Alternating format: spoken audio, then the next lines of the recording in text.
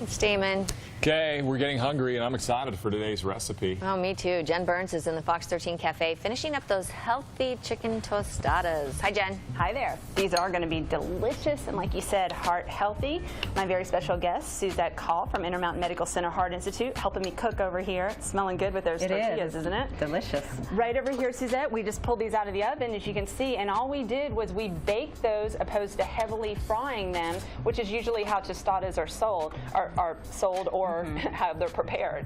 We'll get these over on our plate. We'll start to plate this together. Right over here, we had just mushed up some of that avocado. You remember that? No salt seasoning, a little paprika, some cilantro in there, and some onion. I'm now going to add in a little bit of garlic. We're going to get in just a little bit of our diced jalapeno. And if you can be dicing up that tomato, we'll put all this together with our chicken that was poached, our low sodium or reduced sodium black beans, and then a little bit of lime juice.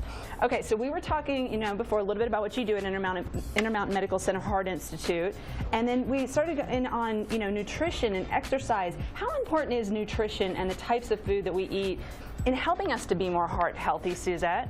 I think nutrition is really important. I think they've done lots of studies showing that, what you eat is what makes you what you are. And you are what you eat. Yeah, you are what you eat, obviously. And obviously, I think in our society we don't eat enough of the healthy things. We eat fast foods and too much salt, for sure. We need to eat more grains and lots more vegetables and fruits and things like that in our diets. And do you agree that, that more color you put in your diet, oh, the yeah, more nutrients? Yeah, I love to cook with lots of color, and that's what my mother taught me. The dinner didn't look good unless there was lots of color on your plate. So we had a lot of variety when I was growing up. Well, very good. Now, also, let's talk about, do you think that people get enough exercise in their daily lives? I would say definitely not. Most people don't get enough exercise.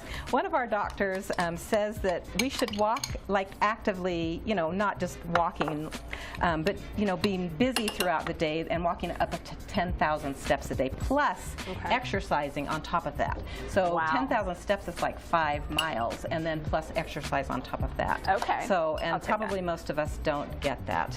That's a really good way of thinking about it. So you want to do 10,000 steps plus your exercise. Right, plus your exercise. So I wear a little step counter all the time, and I usually get 6,000 to 10,000 steps, but most of the time it's 6,000, at least. So that's fantastic. What are some of your tricks on being able just to get more exercise? Do you park your car a little further back in the parking lot, or do you always? I do, and they have special spots designated that it says if you park here, you're going to be much healthier because you have to walk a further distance into the hospital. Oh, at Intermountain Medical Center, Heart Institute? Yeah, they have them way out in the Netherlands out there. That's a great idea. So that's good. And then, I just exercise at home. And do you run, or? I do. I run and try to, I think that's the way to be able to get lots of exercises, switch it up and make it fun. Yeah, and I do that too. I do aerobics and walk on the treadmill and golf and things like that. So that's perfect. Guess what you get to do now? What? Eat our chicken masala. We just put that together. Really good. They turned out great, Carrie and Dan, with the black beans and the chicken in there and all those other ingredients. These are going to be delicious, and you're not going to miss the fried at all. Ooh, yeah, I can tell I won't at all. That looks good. Yeah.